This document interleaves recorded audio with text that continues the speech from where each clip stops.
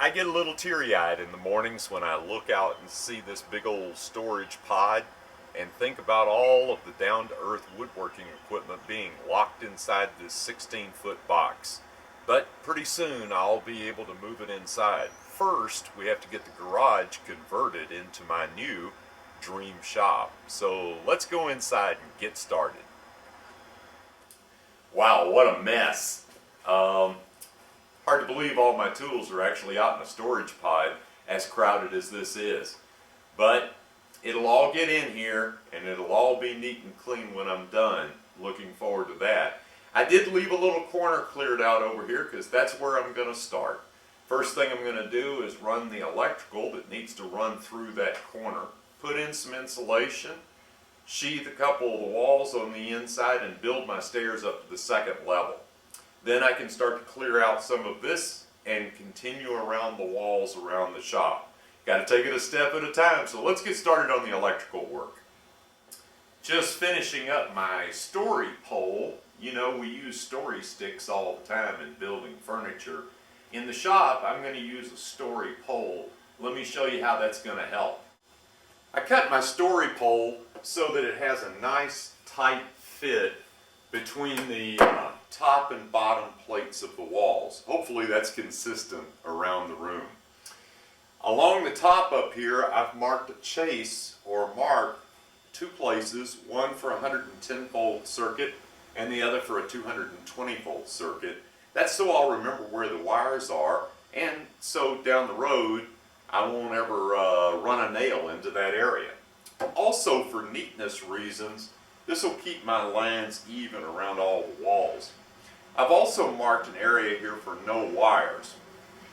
What that's for is this is at the height where I typically mount French cleats. As you know, if you've seen any of my other videos in my previous shop, I use French cleats extensively to hang cabinets and shop jigs from the wall.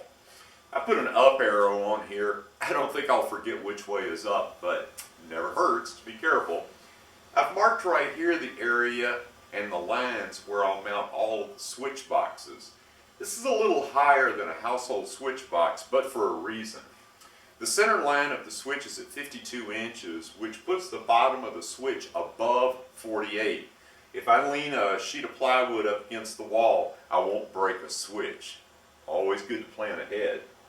I've marked an area for 3 more lines down here to run additional electrical lines, and towards the bottom down here at 18 inches above the floor, I've marked the space where I'll mount all the outlet boxes for the electrical outlets. There may be some variations for a couple of the 220 outlets, but we'll deal with that later. This will give me consistency around the shop. It'll make it pretty, not that that really matters, but it'll also serve down the road as a memory tool, so when I get ready to drive that big nail in the wall, I can just hold this up and say, uh-oh, I'm about to hit a wire if I drive a nail there.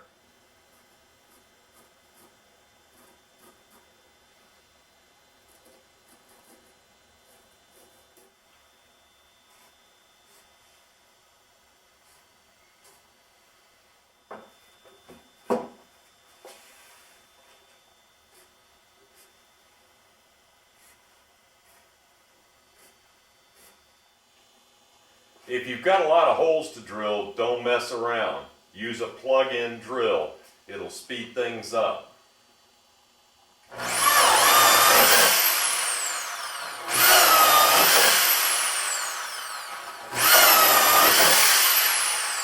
See what I mean?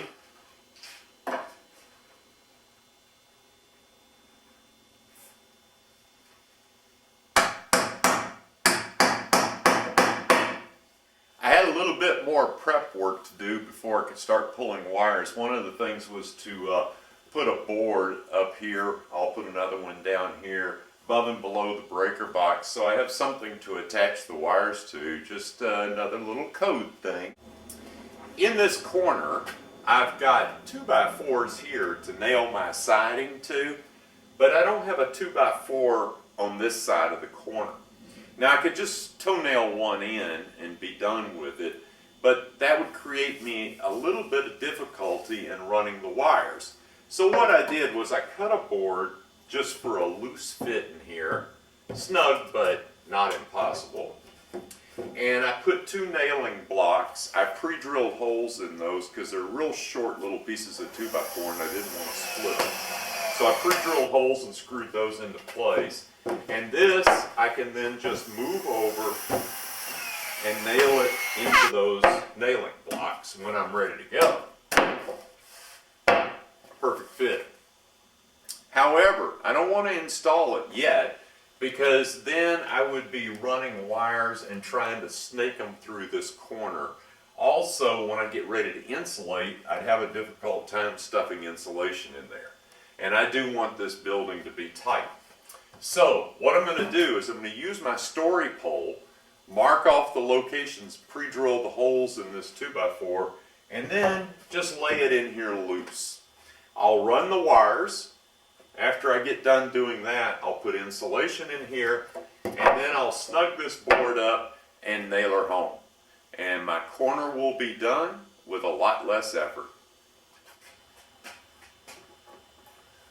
Running the wires goes pretty fast if you have a plan and you've worked it out ahead of time. It's taking me a little longer. With the price of wire these days, it's tempting to try to be frugal and save a few inches every chance you get, but don't. As it turns out, electricians kind of have the same old joke as carpenters. You know, we always say, measure twice, cut once, and then somebody says, oh yeah, I forgot to bring my board stretcher. I hear electricians all the time say, hey, I forgot to bring my wire stretcher, leave me plenty of slack. So that's what I'm doing. I've run wires before and wound up with not enough in the box to make the connection, and it's kind of frustrating.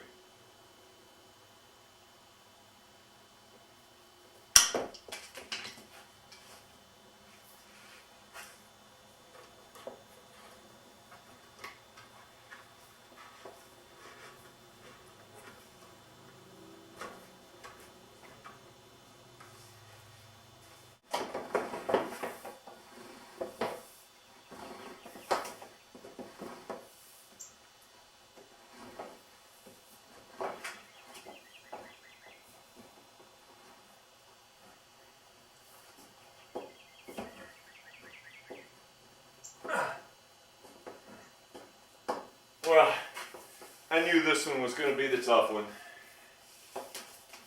This is for one of my 220 volt lines. So it's got 4 12 gauge connectors in it. It's stiff, it's ugly, and hard to pull. But it'll be worth it.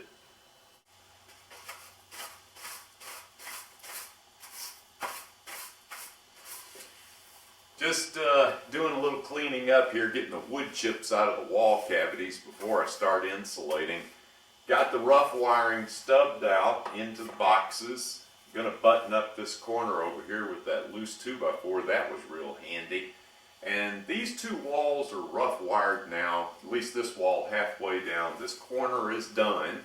So I'm ready to insulate, put the siding up, and start building my stairs up to the upper level. Got to take it a little section at a time so I can keep making some room here in the shop. Thanks for watching. This has been sort of step 1 in remodeling the garage and turning it into my dream workshop. I hope you'll stay tuned for the next section, and thanks for watching.